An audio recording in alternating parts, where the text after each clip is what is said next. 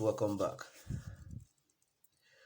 Lobby Buhari to work with IPOB. Huriwa tells ESN Southeast governors. Alright, the news in details. The Human Rights Writers Association of Nigeria, Huriwa, has called on Southeast governors to lobby President Muhammadu Buhari into lifting the terrorism tag on the indigenous people of Biafra IPOB. Huriwa said such a move would help the federal government tap into their extensive grassroots knowledge and popularity to uncover the characters masquerading as unknown gunmen who are bombarding security institutions in the southeast. A statement by the group's national coordinator, Emmanuel Umubiko, said the federal government should look inwards and fish out suspected members of the deep state who may be the masterminds of the sporadic attacks on strategic national security assets in the southeast. According to the rights advocacy group, since the government has consistently displayed open favoritism towards armed Fulani herdsmen who are also attacking farming communities, it will be difficult for the citizens to volunteer intelligence since the central government is largely seen as pro-armed Fulani herdsmen. Or according to statement, it says, we in the Human Rights Writers Association of Nigeria, Huriwa, think that external forces are behind these attacks in the southeast. The chairman of the Southeast Governors Forum and the governor of Imo State have been quoted in the media as also exonerating either IPOB or ESN. What is the best way out is for the president to remove the blanket declaration of terrorism imposed on IPOB and then adopt law-based methodology of dialogue to bring the agitators of self-determination to a round table so their agitations are logically debated and an acceptable decision reached democratically, since agitation for self-determination is supported by international human rights law and particularly the International Covenant on Civil and Political Rights Article 1, which provides that all peoples have the right to self-determination. By virtue of that right, they freely determine their political status and freely pursue their economic, social, and cultural development.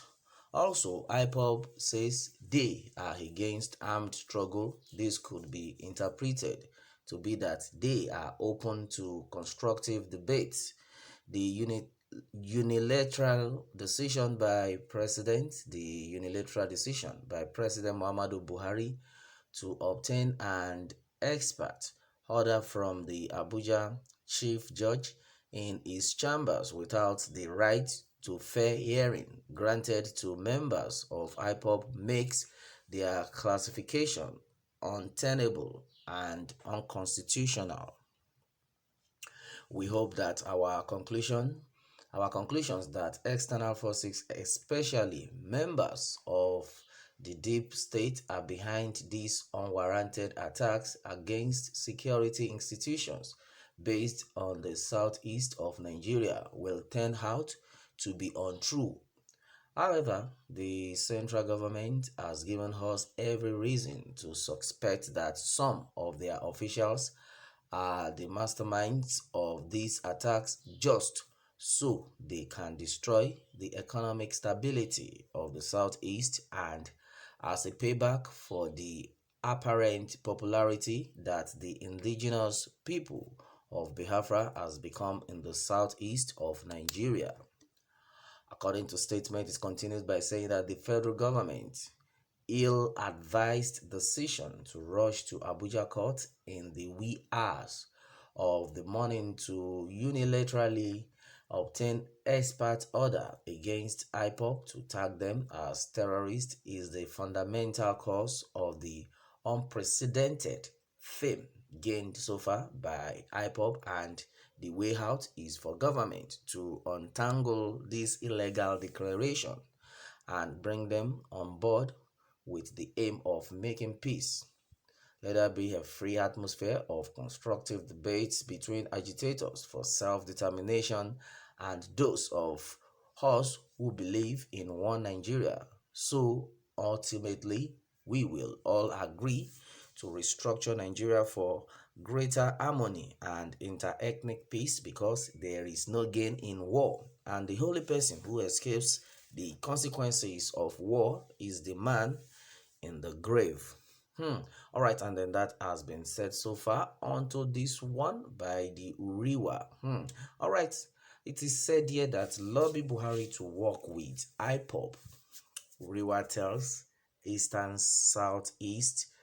Security Network (ESN) and the Southeast governors.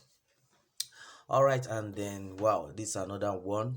This has been said by the Human Rights Writers Association of Nigeria, Huriwa.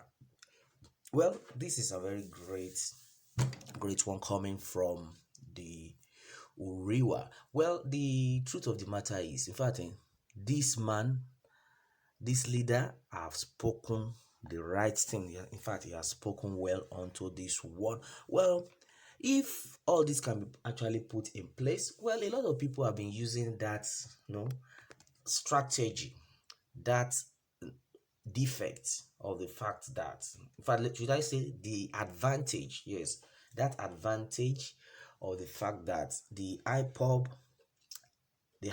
so to say, right now, had been tagged to be a terrorist group. Many people, even when IPOB did not do anything wrong, they tend to use it against them. They tend to use them as a cover, so to say. And that, according to what Huriwa has said, he said, try as much as possible to bring these people together. Sit on a round table, discuss.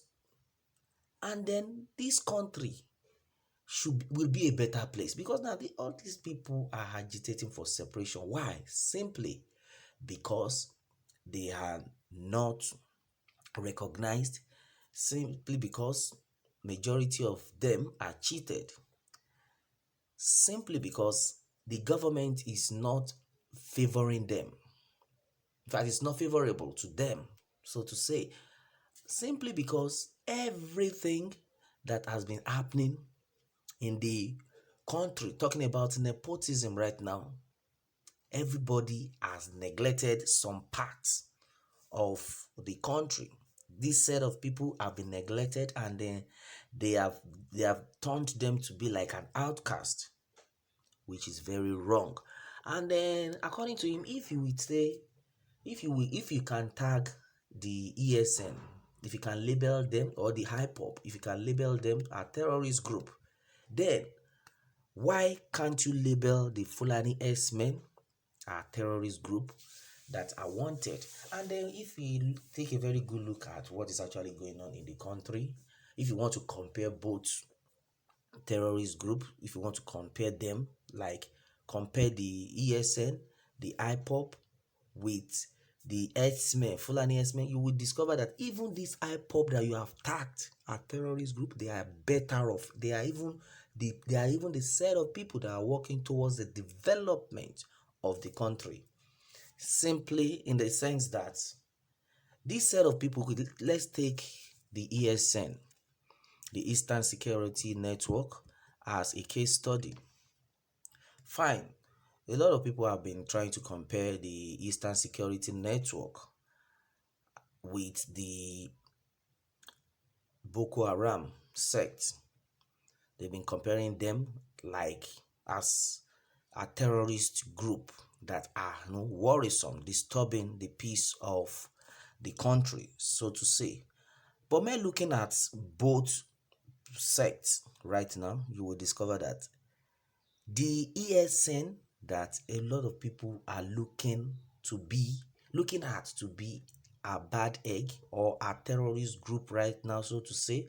They are very good set of group. They are not even terrorist group. If you can get to know them very well, can get to know their aim, if you can get to know their activities, if you can show love to these people, bring them together, get to know their activities, you will discover that these people are good people. They are not even evil at all, in the sense that, for instance, they set up this ESN, the Eastern Security Network, simply because they noticed that, in fact, in every region, Fulani S-men have been destroying people's farm, killing people on their own farm, on their own land, raping their mothers, raping their women, their sisters, maiming people on their own land. And they now reasoning that, oh, the federal government is not doing something about it. It has not done something. They are not doing anything. Promises upon promises. Then these people will now looked at it that, okay, fine. Since these are happening and the federal government is not ready to take care of the people, and our people are dying on a daily basis, so we can't sit back and watch our people to die while we wait for the government to set in their security network. Since they are not ready and they are still procrastinating, then the best thing for us is to introduce our own security network, just to save the life of our people. It's just as simple as that. That is how the ESN is being created. And then another thing is, if you want to know very well that a network or a security network is working, then ask the people that they are protecting. And then the result have been positive on the side of the people. They have been able to say that since the emergence of this Eastern Security Network, we can now sleep with our two eyes closed. So what are you telling me? No more rape case. There's no more rape case, no more kidnap case. We are now fine with them. This terrorist group had now left our territory simply because of the creation of the Eastern Security Network. Fine. Then do you now want to compare this network, this security network, to Boko Haram in Borno, that has killed even their own people? They've destroyed them. They send them. As in, for many people that are in IDP right now, it was as a result of the Boko Haram killing them, destroying their farms, raping their women, kidnapping them. Chibok girls right now, where are they? We can't find them, simply because Boko Haram is in the north, disturbing the northerners. So as it is, I think the whole thing have been settled, and then let the federal government remove that tag of terrorism from, however, IPOB. Let's see how it goes. All right, and then that has been it on this one, my people. Meanwhile, let me have your take on this, and remember to subscribe for more updates.